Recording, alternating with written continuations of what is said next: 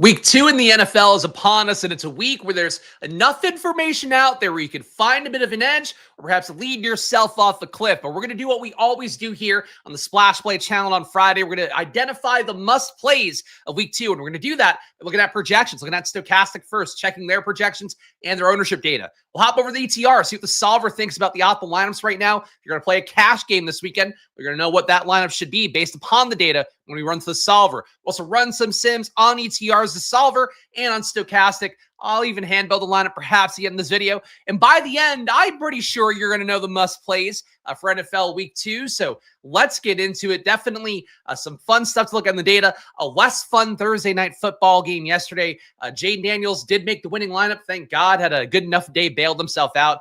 Commanders, though, looking flat. Austin Eckler, one of my highest exposed guys in best ball because I was trying to press the information advantage, knowing he was going to be in the mix, knowing he's going to get some key, incredibly important downs. And now he has torn his Achilles, and that is probably the end of Austin Eckler's career. So that is a downer for sure. Shout out the chat here. Travioli watching. Hopefully the stream is working correctly today. But appreciate all you guys watching live and after the fact as well. And let's get into this one. Of course, my Chrome window shrunk for no reason. The same time frame, Josh Allen, top projected player right now, 23.7 points from Stochastic. Game versus the Jets. And actually, you know what? I brought a beer in here because it's Friday, and frankly, it's noon, so we're in the safe zone to have a beer. I also am just like, it's been a long week. Wife's going through some work stuff. The results is more shit for me to do around the house. So I am having a Coors Banquet because I am now a macro beer guy, saving calories by not having delicious IPAs. Instead, having very mediocre Coors. Actually, no, it's honestly, Coors Banquets aren't bad. I'm surprised to know it. Coors Banquet's not a bad beer, though, if you are trying to get cheaper macro-developed beers, but also still brewed in Colorado. It's one thing I learned. So, hey, cheers on a Friday afternoon. Josh Allen going against the Jets. Main thing for me with Buffalo and the Jets. So Buffalo's defense, and obviously it was one as well where, Baltimore can be one of the best offenses in football. No surprises there if I say that out loud. But Buffalo's defense in week 1, giving up a very high EPA per dropback, 0.32 EPA per dropback, 0.37 EPA per pass. Of course, EPA, an expected points added metric that reflects how much a team is doing, how much a player is doing relative to the expected performance at a given situation, down in distance, where you are in the field, things like that. All that accounted for one data point. That's why I think it's the most important data point in football. Also, Buffalo gave up 0.36 EPA per rush. And look, the Jets, I don't think, are Baltimore, even though I thought week 1 showing versus Pittsburgh, at least for the offense, fairly impressive. I don't think that Justin Fields, Garrett Wilson, Breece Hall, I don't think they're Derrick Henry. I don't think they're Zay Flowers. I don't think they're Lamar Jackson. But I do think they showed enough for me in week 1. This offense running pretty clean. Fields a nice 82% catchable ball rate, dead in the middle of QBs in week 1. But if he did that for an entire season, he'd be one of the more accurate QBs in football. I'm encouraged by that game environment. So Josh Allen on the other side of it, yeah, I'd probably rather play Justin Fields. It's significantly cheaper, $5,700 price tag for Fields compared to $7,100 for Josh Allen. But if you like Josh Allen, I think playing his side of the equation is pretty good. Keon Coleman, if you want to chase the week 1 data, he did get a ton of targets in that game, 11 intended touches for him overall.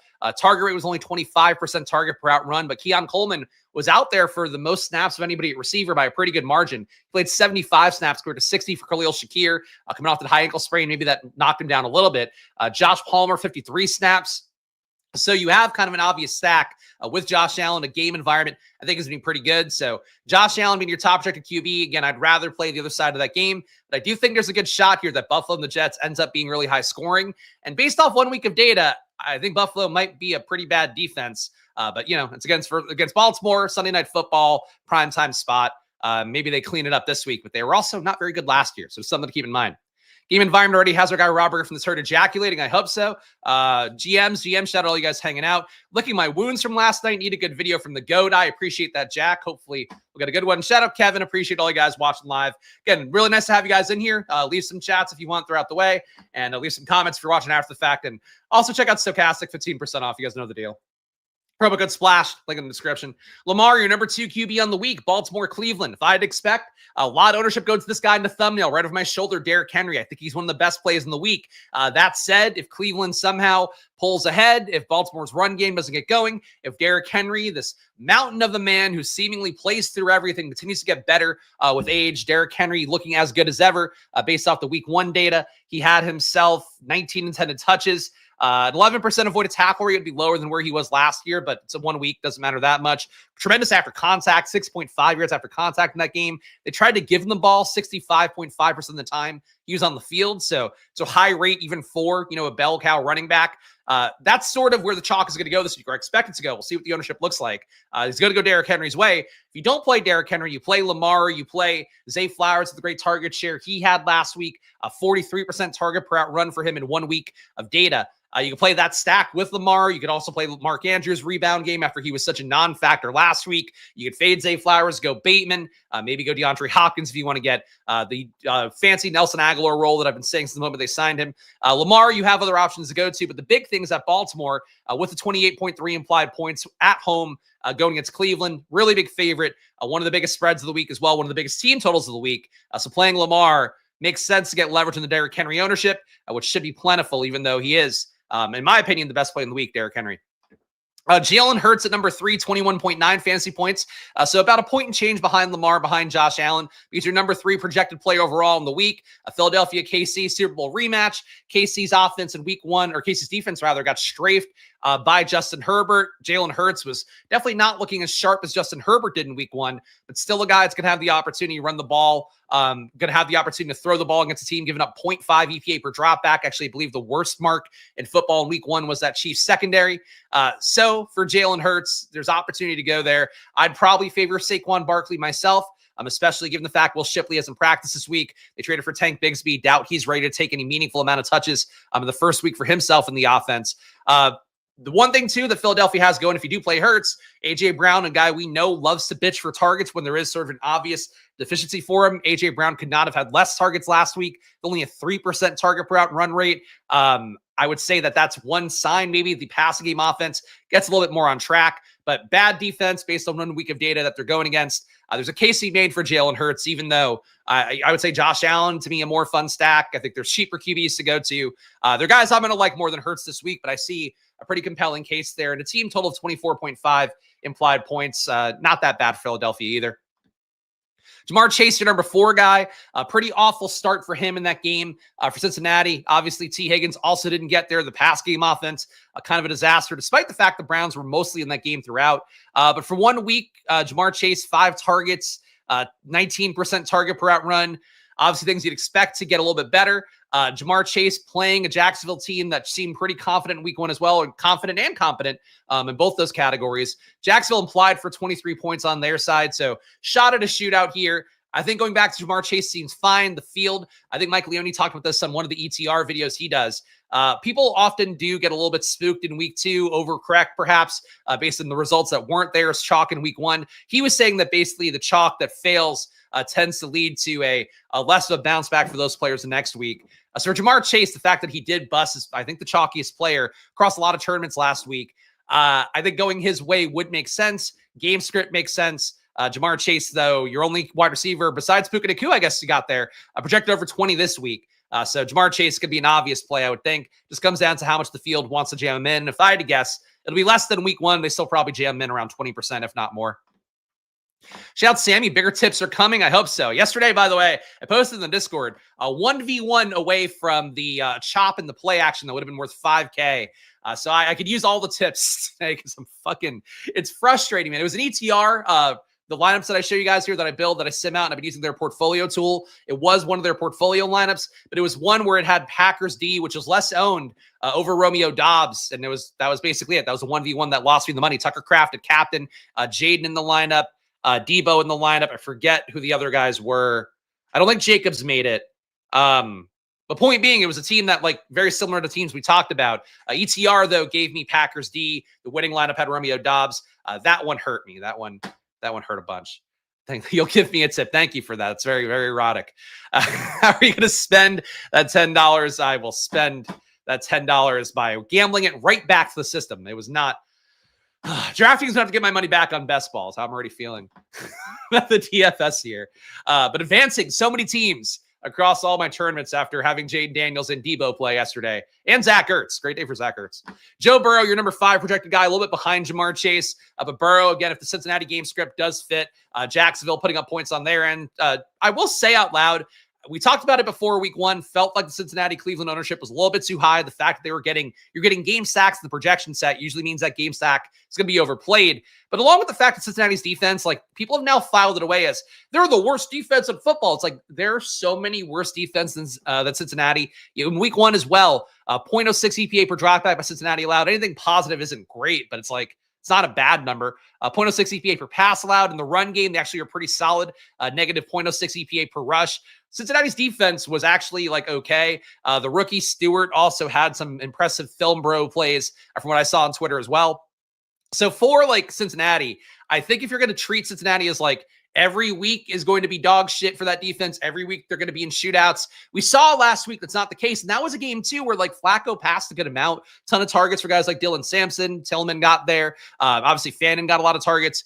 There's a lot of work overall. So for these guys, like I think if you want to play Cincinnati, Jacksonville, like I think it's fine. I think it makes sense to go there. But I think when you see the high projections for Chase and Burrow again, I feel like you might end up with this game being more of a shootout than I'd like to see. Ciao, Jordan Klein. Love to see him here. Hope you're doing well, buddy. I know you never have a bad day, Jordan, but glad to see you in the chat and appreciate you as always, my friend. And you're in LA, so I feel like I can't ever feel that bad to you, and I'm stuck in shit town. $1 per inch of tip. Thank you for telling me your projected dick size. I don't need to know.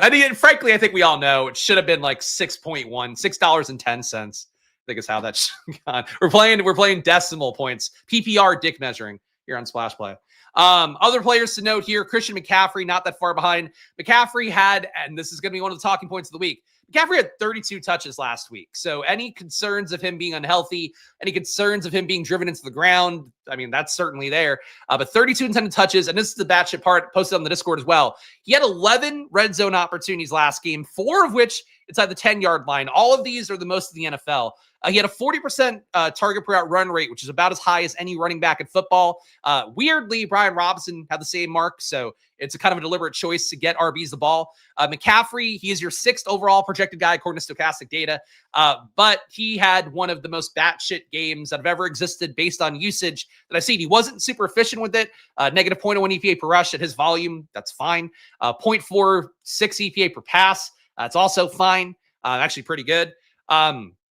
For McCaffrey, if you're just talking about the volume of week 1, chasing that, matchup versus New Orleans, where it's now only a 3-point spread favoring the Niners because you do have Brock Purdy out. Seems like you're going to have Juwan Jennings out. He hasn't practiced. We'll see if he does anything today, I guess. Maybe he can still get out there, but I'm thinking not. Pearsall can, I guess, play well based on what we saw in week 1, saw at the end of last year, but there really aren't any weapons to go to before Mac Jones at this point filling in for Brock Purdy. So McCaffrey getting that workload again, I find it hard to believe he doesn't. And I'm surprised the projection's this low, to be honest. Like, I can't be more clear about when I see a number and it's like, and even if I'm wrong about it, like Ryan Robinson still got 10 touches last game. He got 11 intended touches. So for McCaffrey to get 32 combined looks, 11 in the red zone, the high target per out run rate, those are just numbers that you don't see very often, and I'm not going to throw him out here, even though can't imagine he holds up with that over the course of a year. Can't imagine they decide to do that to him over the course of a year. But McCaffrey, to see him at number 6, I am shocked. Puka Nacua had a 50% target per out run rate in week 1 as well. He's just behind McCaffrey. These are some of the week 1 results that definitely stand out to me, data-wise, projection-wise. Top values, according to Stochastic data here. Mac Jones is 4K. I actually had not taken Brock Purdy off my sheet yet because I haven't gotten to that part of my process for the week. But Mac Jones at 4K, I did look him up earlier in the week when it seemed like Brock Purdy would start or would not be able to start. Jones last year was not as good as I thought he was in my head, in particular because he did a good job creating production for Brian Thomas in that situation. I got to pull up, you know what? Hold on. I got to pull up another data sheet here with my 2024 stuff. If I want to give you guys any Mac Jones insights. All right, it's loading. So now I have one sheet with my 2025 data and another one that has everything from last year. So Mac Jones, negative 0.04 EPA per pass, negative 0.02 EPA per drop back. For any QB to be around that range, I would say it's effectively average, not bad. Not great though. Under pressure, he was pretty bad. The negative 0.7 EPA per pressure drop back. Only saw 9 per game. So for some reason, he's able to avoid pressure for a Jags team that wasn't trying down the tail portion of last year. Downfield throws, only 3.1 attempts per game. Negative 0.3 EPA on those plays. Nothing special there. He ran 2.5 times a game. Didn't really add a lot of value running. So he wasn't anything special last year. That said, at 4K, he did show that he could feed an alpha receiver. The running game for Jacksonville when Mac Jones started, I don't recall being anything remotely good, but it's not necessarily his fault. He should be able to get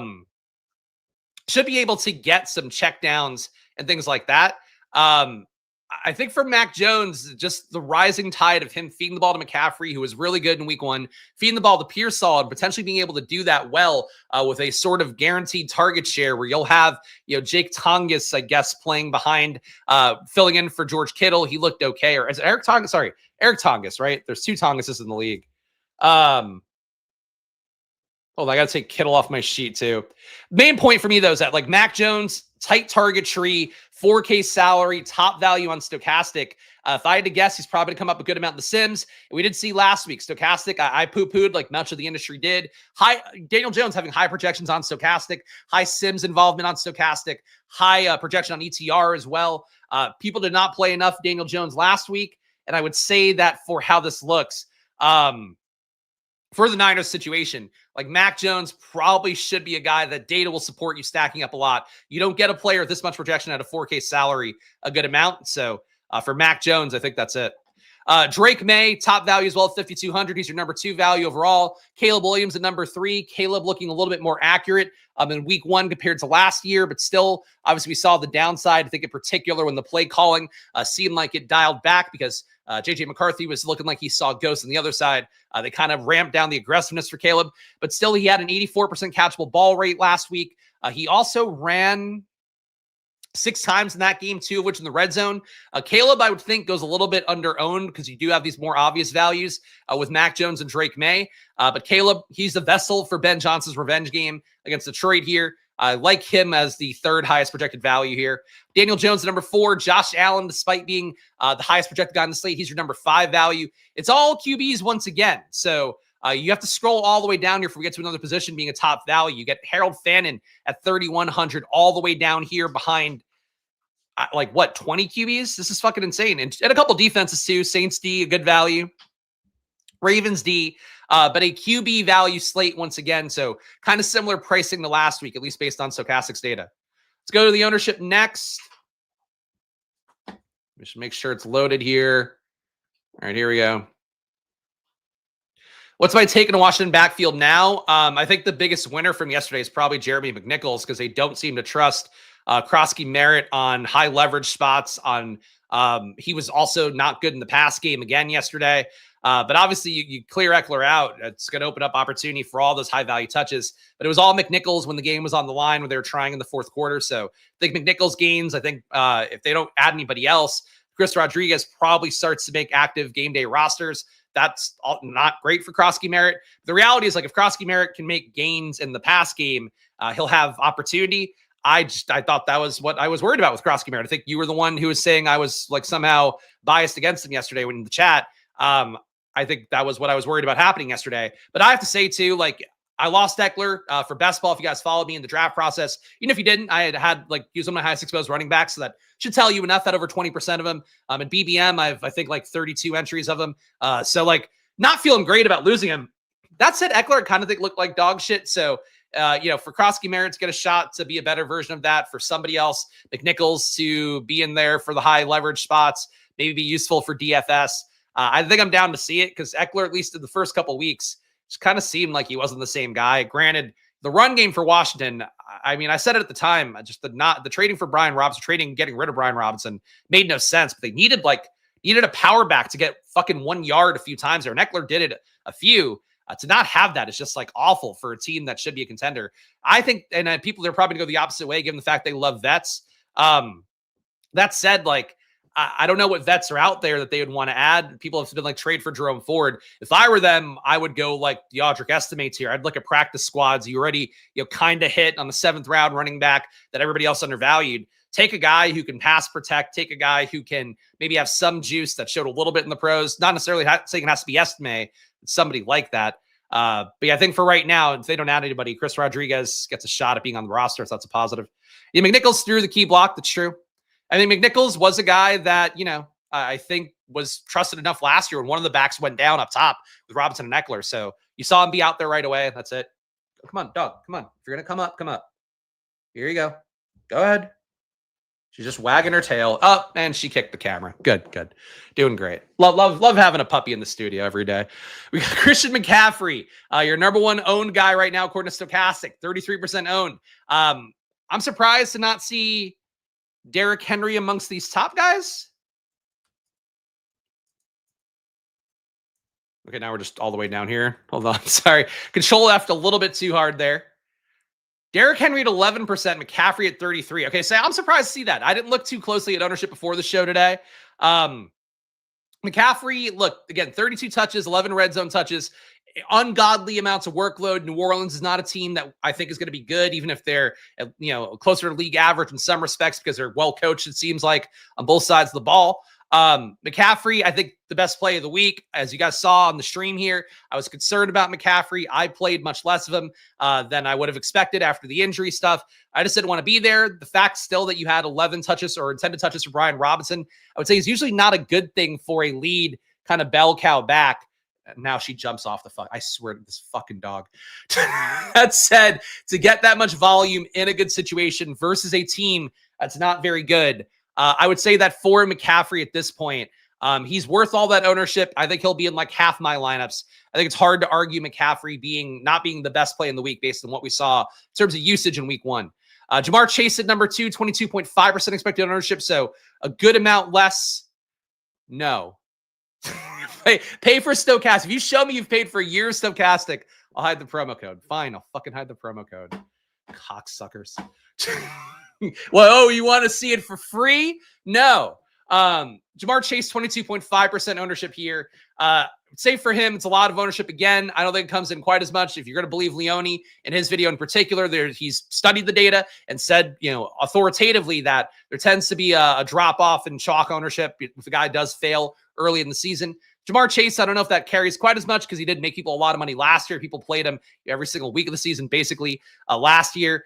Jamar Chase being around 20%, I think is fair. That said, if he's the chalkiest play on the week, I think I can go other ways at 8,100. I'd rather spend my money at running back this week, to be honest. I think there's a lot of well-priced top plays at running back. Receiver, I'd like to spend down a little bit, I think, with how the slate works. So playing Jamar Chase as much as I get in lineups, I'm fine with, but I'm not going crazy with him at 22.5%. Puka Nacua, I would like a lot more, to be honest, at 7,600. Playing a Tennessee team that was competitive enough, but I would say actively not good versus Denver last week. But Denver is one of the top defenses in football, kind of the same thing as we saw with the Packers yesterday in their defense. The team's going to be going against top defense in football. You give them some grace, if you want to, for how the team performed. So I'm willing to do that. Last week, though, Puka Nacua, 50% target per route run over the course of last year. He was banged up for so much of last year. He had a 40% target per route run rate, which make him one of the most targeted alpha receivers in football. Devontae Adams last week still had 8 targets. He doesn't really need to get much more there. Puka, the one thing you critique him for, and I don't think there's a lot of red zone opportunities overall for the passing offense. Puka, no red zone targets. That is one defining trait that has not been there in his career. You compare it to guys like Jamar Chase, compared to guys like Jefferson to a slightly lesser extent. So Puka, I think, is a better PPR play. I feel good about him overall. That said, the lack of touchdown equity is pretty pronounced. But at 21%, I just don't think he's a guy that kills you in lineups this week. He and Kyron Williams, the Rams being well represented up top. Kyron right behind him at 17% owned. It's not a lot of total for the Rams here, but I think they both can hit. I think if you, this is a bold take because Cam Ward looked like dog shit in week 1. If you can do a game stack here on the Tennessee side and go with Cam Ward and Ridley, maybe Ayumanor if you really want to dig a little bit deeper. Chig, I think, vaguely in play as well. do that stack with Puka and Kyren. I don't know if that's going to be owned as much as it should be because Cam Ward was so bad in week 1. But seeing Puka and Kyren this highly owned, they deserve it. But if they're chalky, the price tags are pretty cheap, so I get it. And Kyren, for what it's worth, 4 red zone touches last game, 2 in the 10-yard line area. So basically what he was the season before last. There's never work going away from him. They paid him more money in the offseason. Kyren, one of those underappreciated bell cow backs because he does have a lot less juice than some other studs. But, he had a 6% avoided tackle rate. That's pretty dog shit. He's like a Joe Mixon back, but slightly younger. Those guys have more value in DFS than people realize. Jahmyr Gibbs, 10 targets last week. Really the only part of the Detroit offense that worked versus the Green Bay defense has been tough for 2 straight weeks. But Gibbs, 16% expected ownership here. Definitely a nice little PPR play. But certainly the red zone work can flow away from him. He did have 4 red zone opportunities last game compared to 2 for David Montgomery. He also had 1 touch inside the 10-yard line or intended touch inside the 10-yard line, and Montgomery had 0. Pass game being in the mix, I think, would be the thing that hurts Gibbs a little bit more because it was a pretty low target game for Amon-Ra, for Jameson Williams. But I have no issue with Gibbs here. I would personally think, though, Kyren, relative to price, relative to matchup, I think Kyren, to me, would be the preferred play. Lower owned guys, CeeDee Lamb had about 200 air yards last week, dropped the ball a few times as well. I do think the Cowboys are one team I'm willing to adjust some priors on because they were slinging it pretty aggressively last week. I don't think they were good. I don't think they're a playoff team. I don't think they're a Super Bowl contender, anything close to that. But that said, CeeDee Lamb, a guy at 15% ownership, he had one of the better roles in football last week. Hollywood Brown, similar thing here. I believe he led football and expected fantasy points in week 1. So heading into week 2 with Worthy limited in practice, not sure if he goes. Hollywood Brown was also a guy that had like a 45% target route run rate in the few games he played last year. Him being highly targeted here and underappreciated 15% owned. Not sure that ownership is correct because I think people will chase that box score as much as any this week. Derrick Henry, surprised to see him at 11%. Brian Thomas, 11.5%. Feels a little bit low given the fact that he just ran really bad with his targets last week. Did get less targets than Travis Hunter, though, which is not the thing you want to see. Our people that did invest Brian Thomas so heavily up top. Amon-Ra St. Brown under 10%, being good leverage against Gibbs for sure. A guy that expected target share and touchdown equity to increase. Still had 2 red zone targets last game, despite only having 6 targets in the game. Dak Prescott, 6.5% ownership. Cowboys D sucks. So maybe the Giants get some production going. That game shoots out. Jalen Hurts under 7. James Cook, pretty good leverage on a highly projected Josh Allen here, under 6% owned. Caleb under 5%. Just kind of highlighting some random guys here. Pittman, see him like the top target for Daniel Jones besides Tyler Warren. He's at 5,100 and under 3% owned. Troy Franklin. There you go. There's some guys. All right, let's go to ETR next. You guys get the gist, the ownership. Obviously, it'll change a lot here. Sunday, the final takes video I'll have at 9 a.m. We'll dig more into ownership with the final numbers or the final projected numbers. But that's enough for now. So let's build the cash game lineup using ETR's data. Again, you guys saw the promo code SPLASH. Use that over at Stochastic for 15% off. That deal's in perpetuity as well, so it's one of the better deals that they have. Actually, one of the best deals they have because all the other ones usually are like 1 month off at a certain price tag. This one, if you buy a year, if you buy the entire NFL season, if you buy 1 month, it's all 15% off. So please click down below and all that. And for the solver here, promo code SPLASH as well. Link in the description is what you can do there. The solver, another good tool. I use the solver to build lineups. I use Stochastic as well to compare and contrast both the parts of my process. But the solver, kind of your traditional optimizer plus a sim on top, using all of VTR's data. Stochastic, the sim stuff, you probably know at this point from seeing it so much on stream. But a cash game lineup right now, or at least the top projected lineup that if you were to play a cash game at 12:30 p.m. on the East Coast on Friday, this would be probably the one you should play. Lamar Jackson, Christian McCaffrey, Chase Brown, T. Higgins. So 2 Bengals make it in this one. Calvin Ridley, Hollywood Brown, Harold Fannin. Kyren Williams makes this one. Rams D makes this one after the poor showing from Cam Ward in week 1. Certainly makes sense. Rams D also look pretty good, inhibiting CJ Stroud relatively. Some of that I think was bad, not very aggressive Houston play calling. Unfortunately, another year might be of that. But that said, Lamar at QB in this cash game lineup, it seems. Overall, across the top 25 projected lineups, you're getting Chase Brown and T. Higgins together in about half of them. Kyren Williams and Rams D in about 10 out of the top 25. Game stacks are getting some Lamar and Fannin correlation naturally in the projection set. ETR data, though, loving Harold Fannin, it looks like. Fannin is in. Oh, wow. Okay, so Rams D in all the top 25 projected lineups with ETR's data, McCaffrey in all the top 25, Hollywood Brown in all the top 25, and Harold Fannin, who was targeted well in week 1. It's just that I'm surprised to see ETR be this heavy on Fannin. I guess for cash, it's fine. For tournaments, I think Fannin gets overplayed. Number one, best ball brain. Like, they're now seeing some proof of it. And look, I like Fannin a lot. If you guys watched the earliest videos I did last year, was really intrigued by Fannin because his tight end numbers look better than any tight end I would grade out, even better than a Brock Bowers type. But then you adjust for competition, the fact he played at Bowling Green, the fact that it was like, playing less athletic guys, then he has a shitty athletic testing at the combine. There were enough reasons to dig him back down. Fannin last week, 30% target per route run rate, compared to Jerry Jeudy at 18, Tillman at 18.2, and Njoku at 15.4. Dylan Sampson put up a 53% target per route run rate.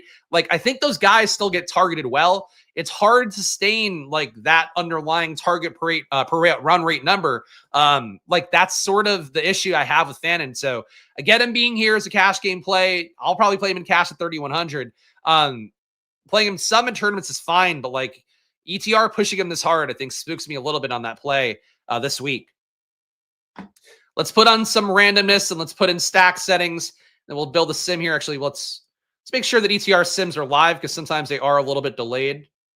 But there's our stack stuff.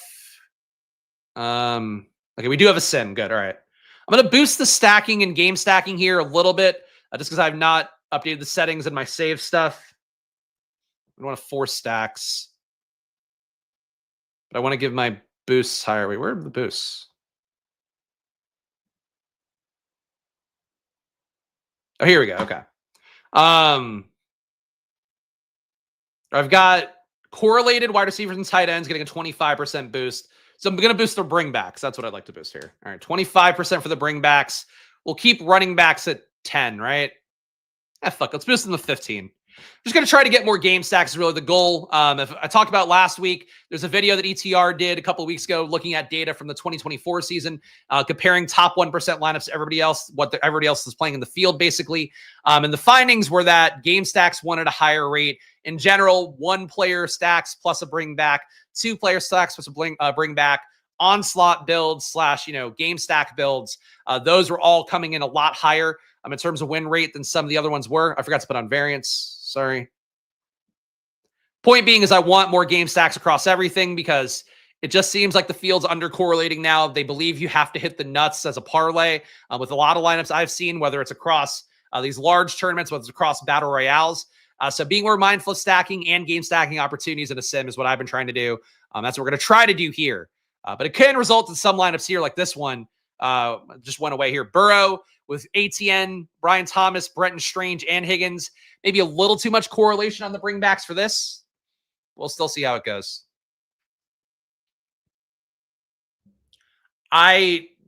This sort of logic is not ever how I would want to play DFS. I think Breece Hall could be a good play because he had great workload in week 1. Having one player out in the opponent's defense, no matter how good they are, is not something you should ever factor into your decision-making process. If there were a shutdown corner who's going to play every snap against a wide receiver, maybe a little bit then. But even then, people always overrate those matchups. Play Breece Hall because he got, let's see, what was the workload for him last week? They tried to give him a touch on 62% of snaps. That's great. He got 23 intended touches in the game. That's great. 2 red zone opportunities is pretty good. 1 inside the 10-yard line, pretty good. Definitely not as great as a bell cow. Got targeted 50% of the time he ran a route. That's the reason to play Breece Hall, not because one guy's missing. But I think Breece Hall's a fine play. I prefer Justin Fields to Garrett Wilson a little bit more. But, if that game environment does go off, I think it's possible you could see Breece Hall and Garrett Wilson hit as part of a Josh Allen bring back situation, hitting with Fields. Hard for all 3 to hit, but if Buffalo puts up enough points, maybe. So I don't disagree with you on the play. Just try not to connect like one defender is the reason to play a guy. I just think that's a flaw. It's a flaw people make a lot in lineups, and you want to look at the macro as much as possible as opposed to the micro. Hard to look at the macro after 1 week of data, obviously, but Football Outsider has said it a bunch. Aaron Schatz, who's regarded by a lot of people as the godfather of advanced football analytics, created DVOA and all that. when they would update DVOA, the only things they would adjust for in terms of like moving a team's number would be if the starting QB was out. Any defensive player being out wouldn't touch it because it just didn't matter and it was back tested. So, you know, if you're making a fantasy lineup, same thing. I'm not going to do the portfolio thing for this. It's a cool tool. If you want to see it here real fast, basically what you could do is like if you're building a 20 max, build, my suggestion, 15 portfolios of 20 maxes. So just keep doing it this way. And basically what you could do is select then from 15 different groupings of 20 lineups. You might sometimes find that you'll end up having a situation like I had yesterday where it was a 1v1 away from finishing on top the play action. That sucks, but it does mean that I had a lower owned lineup, had a lineup that ETR deemed to have a better sim value. So that comes up here, but I'm not going to put it in just to save some time. Great tool though. Really one of my favorite tools of the year. If you think I'm reading this for free, buddy, I'm sorry. It's way too much. The only person who cares about that question is you. I appreciate you asking. I don't want to do it though. It's fucking insane to think anybody would. But yes, the risk sounds good. Go nuts. Top lineups right now, according to ETR. Joe Burrow. It's also like it's clearly a DFS stream. Now, like I put the DraftKings logo on there. Can't be more clear that I don't give a shit about your fantasy teams. Your season-long teams, rather. Joe Burrow, Devon Achane. I don't mean to be rude. Just it's a long enough video as it is. Joe Burrow, Devon Achane, Kenneth Gainwell, Jamar Chase, T. Higgins, Brian Thomas. Who else is part of this one? Harold Fannin, Travis Hunter, Dolphins D. So we are getting the full Bengals Jaguars game stack here. 2 stacked up receivers, 2 bringbacks. If you get Jamar Chase in this one instead of one of the receivers, I would be okay with it. But obviously, one in the QB, he hits his upside when the receivers are hitting their upside. So it makes sense to see that correlation go that way instead. But this is what we're looking for here. Full game stacks here, maybe 2 underpriced players with sort of concentrated target shares for Jacksonville. De'Ami Brown got in the mix, but you know, Brian Thomas 7 targets, Travis Hunter 8. Like that's a pretty good stack combo to have as a bring back. So RB DSC correlation too, for what it's worth with Devon Achane and Dolphins D. Team only meeting for the Dolphins in week 1. If you guys missed that, apparently right after the game, they had a team only meeting, a players only meeting rather, no coaches involved. And not what you want to see coming out of week 1. But if you are a Dolphins believer, I said it last week, I am not a Dolphins believer, actively faded them, advocated you guys doing the same. But the matchup versus the Colts was a good one on paper. They failed miserably at that.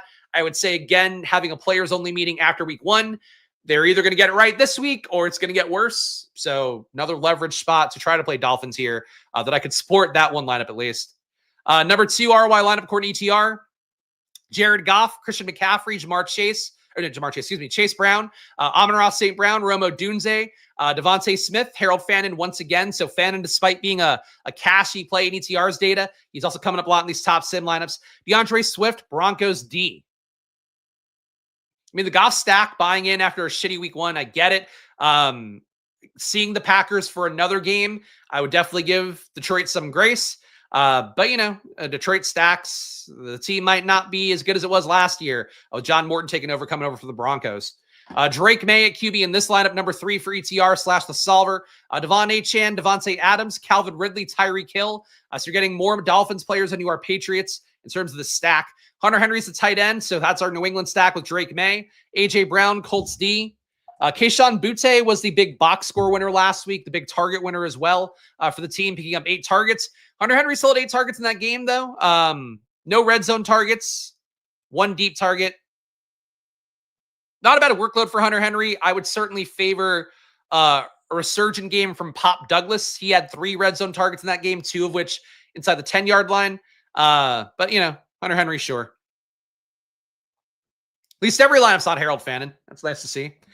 Number 4 lineup, according to ETR data, Mac Jones, Devon Achane. Achane is making a lot of these. I'm surprised to see that. Christian McCaffrey making a lot of these. Not surprised to see that. CeeDee Lamb, Ricky Pearsall with Mac Jones. So trying to treat Pearsall as the new muse for Mac Jones and his quest to be a spamming backup that does shockingly better in DFS than you would think. Hollywood Brown on this team as well. Harold Fannin makes this roster. James Conner on this team here. Bounce back game can be in play versus Carolina, but Trey Benson took a lot of work away that you don't want to see, including red zone work. Rams D in this one as well. Rams D ETR seems to like a lot. And the last of our top 5 is a Caleb Williams stack. Caleb Williams, Christian McCaffrey, Jahmyr Gibbs is a bring back. DJ Moore, Romo Dunze is part of our double stack here with Caleb. Amon-Ra St. Brown, another bring back from the Detroit-Chicago game. So again, nice game stacks we're getting here. Harold Fannin, Trey McBride, Rams D. Look, I think maybe I might have boosted the bringbacks a little bit too much, but I do like these teams a little bit more this year. I think that trying to capture the game environments, there's enough data that supports it from people that I would say are sharper than I am. So for how this looks for me, I like these top 5 lineups for the most part, besides the Drake May one, but at least it is a game stack here. And again, we saw it last week. Like, nobody in the world would have wanted to play Jets-Pittsburgh game stacks. That ends up being one that would have been really valuable, and frankly, it just didn't get played enough in tournaments. This week, you have some here coming up that I would say are kind of ugly on paper. New England Dolphins being one of them in that game where New England's got a 20.8 implied total, Miami 22.3. That's like pretty close to what Steelers-Jets was last week.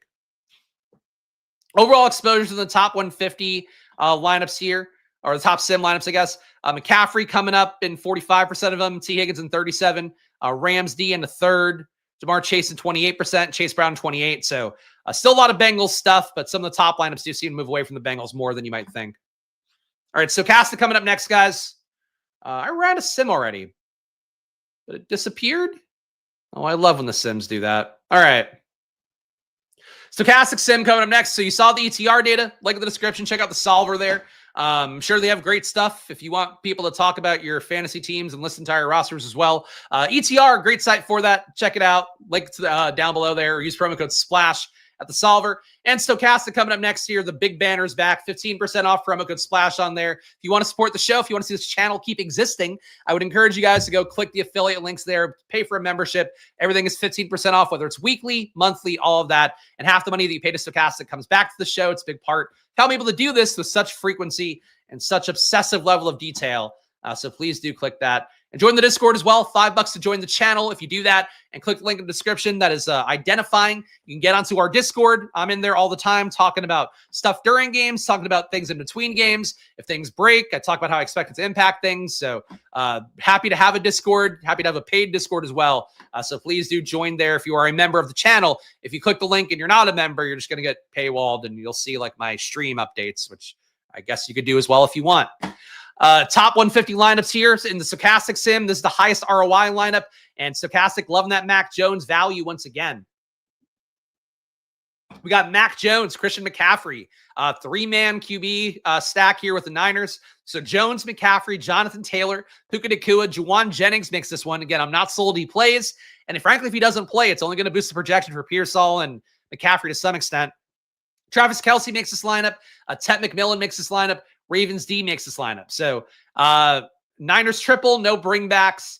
The team is fine. I just don't think Juwan Jennings plays. Number 2 is a Cincinnati double. We got Joe Burrow, Jahmyr Gibbs, Tony Pollard, Jamar Chase, T. Higgins. So Chase and Higgins doubles coming up for both ETR and Stochastic, at least up top. Jerry Jeudy, Harold Fannin, a Brown stack without the QB. Travis Kelce, Saints D. Kelce in your top 2 lineups, especially Kelce in your top 4 lineups at tight end, it looks like. Don't mind having some Miami versus the Pats. Gino went well over 300 yards in the air. Well, I mean, that's the thing that I said before week 1, too. I think it'll hold based on what we saw, too. Mike Vrabel defense is historically very good versus the run. They figured out how to plug that right away. Terrible in pass defense. And even if the pass defense is like okay in a given year, usually terrible versus the deep ball. To see that structurally again rear its ugly head in week 1, I expect it to be the case all year. So unfortunately, that means you're probably going to see a lot of games not dissimilar from what Gino did. But, you know, the run D will hopefully be stout. Number 3 lineup here, Lamar at QB. So different QBs up top. Tony Pollard, Javonte Williams, Zay Flowers, Jack Smith and Jigba, DJ Moore, Trey McBride, Travis Kelce again in this one. So double tight end. 2 of the top 3 lineups have double tight end. Saints D in this one as well. So a Lamar single stack with Zay Flowers, who again had one of the best workloads in football for 1 week. Number 4 is Lamar again. Alvin Kamara, Javonte Williams, Puka Nacua. Zay Flowers, another single stack with Zay and Lamar. DK Metcalf takes this one. Travis Kelce again. Dallas Goedert in the flex. So far, 3 out of the top 4 lineups have double tight end. Saints D makes this one as well. And okay, so basically, if you're not playing Niners, Stochastic is giving you Saints D more than I would think. Number 5, Mac Jones, Christian McCaffrey, another Niners triple at number 5. This is really pronounced. Like Stochastic in some respects is saying that the Niners versus the Saints is like the most important part of building lineups this week. If you were to somehow move away from both, you'll probably be different from a lot of Stochastic users would be my guess. But number 5, Mac Jones, Christian McCaffrey, Jonathan Taylor, JSN, DK Metcalf, Ricky Pearsall, Trey McBride, and Juwan Jennings, along with Ravens D again. So both Niners stacks have Ravens D attached to it. I'm just saying that out loud. I don't know if that actually matters. But you're getting Niners or Saints D and everything. It's something. It's something. I don't know what, but it's something. Top player ROIs in the top 150. Alik Ayumanor, 13% ROI for him. He's your top guy right now. Ayumanor had a pretty good workload. He was out there slightly more than Tyler Lockett was, but definitely less targeted than Calvin Ridley. But actually relative to target per out run rate, Ridley was at 25.8%, Ayumanor at 25.9%. Ayumanor also had 2 deep shots. Nobody else in the team had one. A large portion of that could be because Calvin Ridley was just not able to get open, and I don't think that's a shocker. Ridley just doesn't, to me, have a lot of juice. Against good teams versus bad teams, I think he'll beat up on them a little bit more, so would not panic sell Calvin Ridley, even if this week is also not one I expect him to go nuts or anything. But Ayumanor in the hunt for sure, 3,200. Stochastic did not project him as a crazy good value, but the sim seems to like him a good amount more. Mac Jones at number 2, 4K salary, top value on the slate, 11% ROI. People playing on Stochastic might play Mac Jones they would normally because last week, a lot of people got Daniel Jones, just kind of thumbed their nose at it, didn't play him. He ended up being, I think, 3% owned in some of the largest tournaments out there, but Stochastic was pushing him as like a 20% play. Mac Jones seems like he'll be the same case here. 11% sim ROI, number 2 on the week. Number 3 is Dallas Goedert. Dallas Goedert hasn't been practicing, so hopefully he'll be able to get some positive signal there. He's a guy that could not practice and play, though. But, you know, he's a guy that's also had money issues with the team, didn't get moved this offseason. If he were to sit out, neither outcome would shock me. But if he doesn't play, Grant Calcaterra could be vaguely interesting, I guess. Another value. He's priced at $2,500. And last year, his target share was not dissimilar from Goddard in small sample sizes. So I'll just point that out here. I would think Calcaterra maybe comes into some sim lineups if Goddard doesn't play.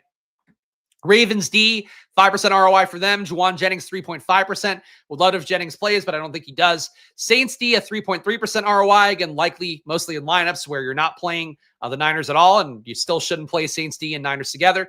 Chigakonkwo, 3% ROI for them. Hollywood Brown, a 0.2% ROI. He's our last positive guy, with DK Metcalf and Jake Ferguson just behind him. Best stacks in terms of QB +1. Mac Jones, your only positive ROI player at an 8% ROI. Caleb just behind that. Lamar just behind that. QB +2, Mac Jones leads the way again. A 19% ROI for double stacks with Mac Jones. Caleb Williams gets 5.5% ROI across the top 150. Mahomes, 5.4%. Daniel Jones, positive. Rattler, positive. Cam Ward, barely positive. Your Ridley Ayumanor stacks. Kind of a fun way to play the opposite correlation for those Rams players are going to be so well projected. Puka and Kyron Williams look like great. 2 of the best values on the week. Chig, again, also you could play. I bet there's somebody smart this week in one of the high dollar tournaments that'll play Cam Ward stacked with Ridley, Ayumanor, Chig, bring back of Puka and Kyron. Doesn't feel like one that you want to play in a milli maker, but I bet like the red zone or something. That's an interesting combo here. Just seeing the kind of how the numbers are working out. QB +3 stacks. Spencer Rattler is your most positive ROI guy. He's definitely got some cheap options. Juwan Jennings, monster workload. Olave, a pretty good workload. Shaheed, I think a little bit less overall.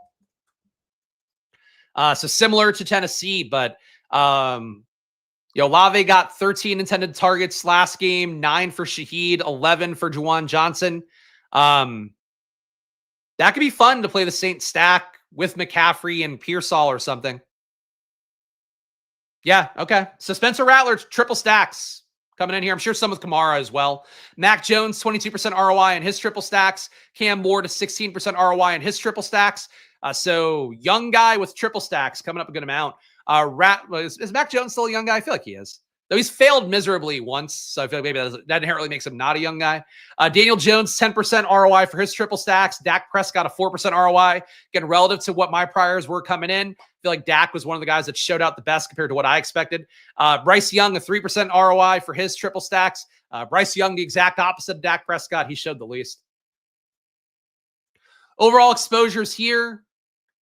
Christian McCaffrey, 54% of lineups, fields at 35. So despite McCaffrey being the chalkiest play of the week, according to Stochastic data, they wanted to get more of the field than him. Ravens D, you're getting 39% exposure, fields at 11. So basically big stand of the Ravens. Certainly Flacco dropping back a lot. Ravens D maybe playing angry after Josh Allen kicked their ass last week, especially in the fourth quarter. I think that all makes sense, but you are paying for the top price defenses on the week. And usually that's not the way the sim likes to play stuff. So kind of surprised to see it. 50 year for Mac Jones. So he's what, like 26? Yeah, he's probably not a young guy anymore. I'd say I would take him out of the young guy hunt. Rattler's still a young guy. Certainly, something like Cam Ward, absolutely a young guy. Mac Jones, vet, I guess, at this point. Hollywood Brown, 39% exposure, fields at 16. He's too cheap for what that role was, especially if Worthy doesn't play. Jonathan Taylor, do like him in the tough matchup on paper versus Denver. Got really good red zone work. Think that he'd be a way to move away from Daniel Jones. Any ownership that goes that way probably won't be a lot because of the matchup with Denver. Jonathan Taylor had 7 red zone opportunities last game. Not quite Christian McCaffrey territory. 2 of them were inside the 10-yard line as well. Jonathan Taylor going against a tough defense, power back, tough defense. That's something I like to play more in DFS than people usually do. Puka Nacua, 33% exposure in the top 150, fields at 21. And Trey McBride, Travis Kelce, Jamar Chase, all these guys above 25%. Zay Flowers, DK Metcalf, not that far behind. Highest leverage guys, Ravens D, 28% more in the field. Jonathan Taylor, 23% more in the field. Big stands on that stuff. Hollywood Brown, 22% more in the field. He's already decently chalky, but Stochastic wants him about 40% of their top 150 lineups. Christian McCaffrey, 19% more in the field. DK Metcalf, 14.4% more. Big stand on Ayumanor here. 14% for Elite Ayumanor on the Titans. 19% exposure for Stochastic. Fields at 4. That's noteworthy. That's noteworthy. Biggest fades of the week, A.J. Brown, despite it being total bounce back territory for him. You're only getting 1% exposure for A.J. Brown. Stochastic advocating a fade on him at 6,600. That's so cheap. James Conner here. He's your number 2 fade, 8% negative leverage on him. So Stochastic is only playing 3% in their top 150, fields at about 10. Chase Brown, only 9% exposure, fields at 17. Calvin Ridley, only 4% exposure, fields at 12. Surprised to see Ayumanor being above the field and Ridley being under. Ridley should still win out over the course of a season. I don't agree with that. Is, I guess, what I would say to cap that. And CeeDee Lamb at number 5. Stochastic wants to get 7% less in the field. 6% exposure overall. Fields at 13. So not liking Lamb, also not liking Neighbors. Neighbors right behind him as well. These are noteworthy fades. Frankly, noteworthy stands, noteworthy fades by Stochastic. I wonder if it flattens out by the time we get to Sunday. But let's build the lineup here. Yesterday's lineup build, I don't think would have cashed. Was a little too stacky with the Commanders, but got a lot of stuff right in the build yesterday, so I don't feel too bad about it. Let's build this one here right away. Guy in the thumbnail, going to be my favorite play of the week. A guy as well. Underdog Battle Royales. I've been dabbling a little bit because I got some cash back from my best ball spend. Derrick Henry, strong play of the week. Him and McCaffrey, I think your 2 strongest plays on paper. So let's go Derrick Henry here. And let's go McCaffrey too. Let's see what we can do around this. Can we jam in anything else that's a star? So we got some value on the slate theoretically if we play down a little bit more, play the Harold Fannin chalk, something like that. I'm going to do that. I'll put in Fannin as a placeholder. He's 3,100. What's in Njoku? Yeah, Njoku's still 4,400. All right, I'll be a Fannin slappy just to be able to cram in some of the stars here. Fannin Elite, yeah. I mean, I think I'm going to go Tennessee stack. Cam Ward did not show me anything really. I mean, he didn't get smoked in that game, which I guess would be a positive. But I really like the price tags for these guys. I mean, Ayumanor being 3,200. Let's put Ridley with this as well. And now we can afford Puka. So I'm going to put in Puka. I think we'd afford Kyron on this too. We absolutely can afford Kyron. We wouldn't go Ravens D then. Guess we go Niners D. Leave 700 on the table. It's a lot of money to leave for a main slate. But the team that I just built here, we'll see how it sims out. Cam Ward, Derrick Henry, Christian McCaffrey, a double stack with Alik Aymanor, Calvin Ridley, 2 good workloads in week 1. Puka Nacua at receiver, Harold Fannin, Kyron Williams, Niners D. Not surprised it didn't sim out perfectly here. What can I upgrade? Fannin for Kincaid.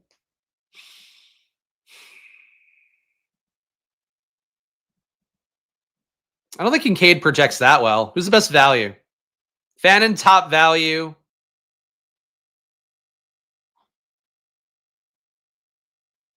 I mean, if I triple stack it, I could upgrade the flex.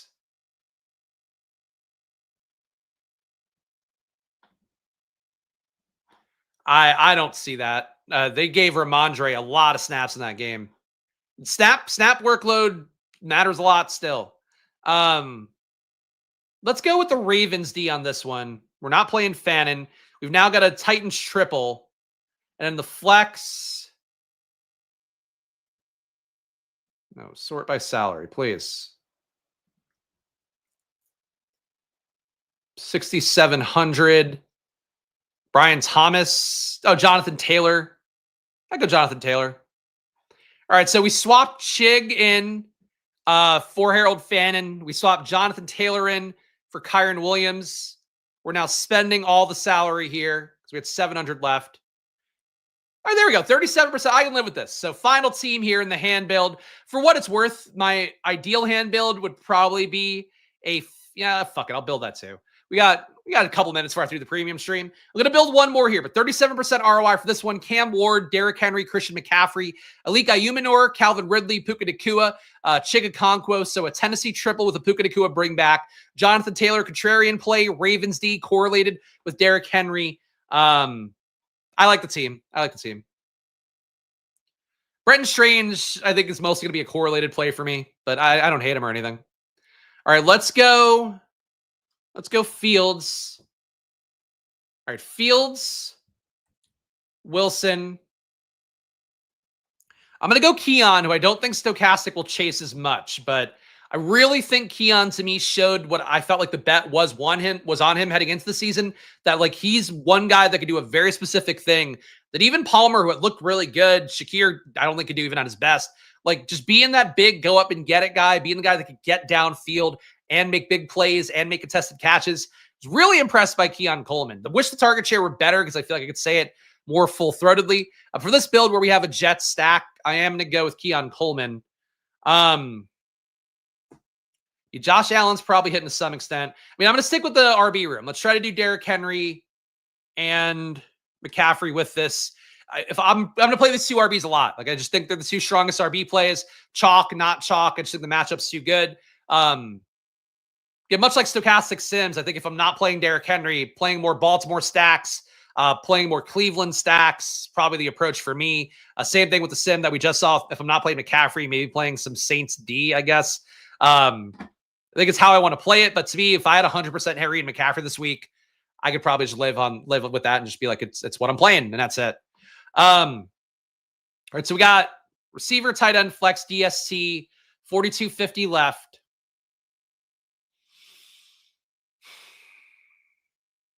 I mean, I'm going to go and take Juwan Johnson here. I'm just going to take the guys I thought showed the most in week 1. Let's see how that works. Juwan Johnson still at, what is he, 3? Why won't it just show me his salary here? I got to look at my Excel sheet to say how much he costs. He's 3,600, Juwan Johnson. 2 red zone targets, 11 targets in that game.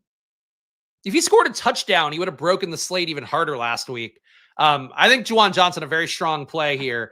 And also ownership leverage on Fannin based on the fact that Fannin's getting pushed by both ETR and Stochastic. Let's go with Ravens DST again. We'll just spend some money on defense and try to get decent enough players at wide receiver and tight end around the 5K range. Tat McMillan had a pretty good week 1 workload that I'm willing to go back to. I hope that Bryce Young can't be that bad. But if we're doing a week 1 results team, Hollywood Brown probably the more logical play here. So let's go Hollywood Brown. Leaves us 4,500 for the final spot.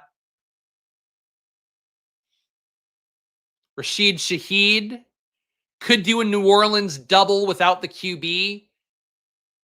Tyler Warren, 2 tight end builds. We're coming up a little bit for Stochastic. Njoku for more direct leverage on Harold Fannin. That's kind of fun conceptually, but we do have Ravens Z, so I couldn't play that. Let's go Shaheed. So a New Orleans double with Juwan Johnson, Rashid Shaheed. We have a theoretically better scoring QB with Justin Fields. Same RBs as the last team, Henry and McCaffrey. Garrett Wilson, Keon Coleman is our bring back here.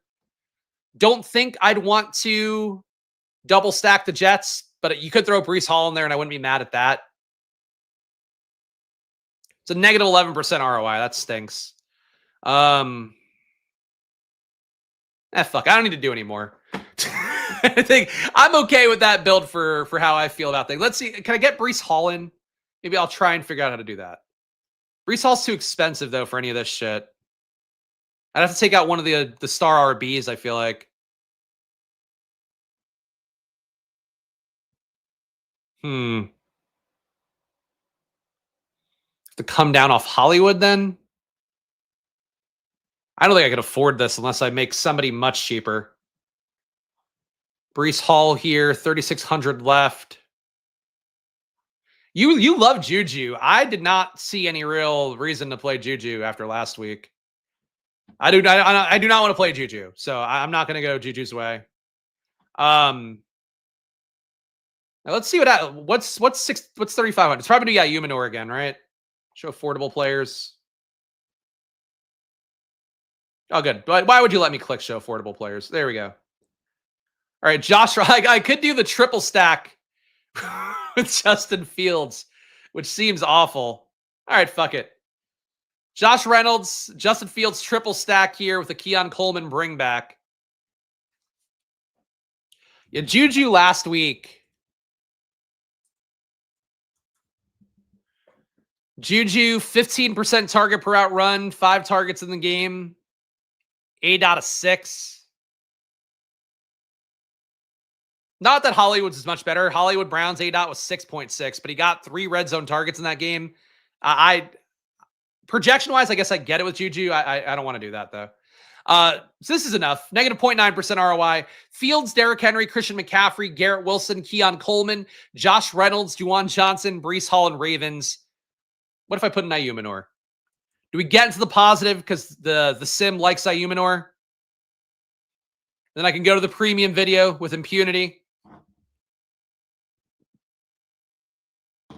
Guys, if you want to see the second part of this video where I go through all my data in Excel, it is coming up next on the stream. You'll get redirected there. You have to be a member of the channel, though, so keep that in mind. But join the channel for $5 to get the premium videos every Friday, right after the main final takes video or must-plays video ends.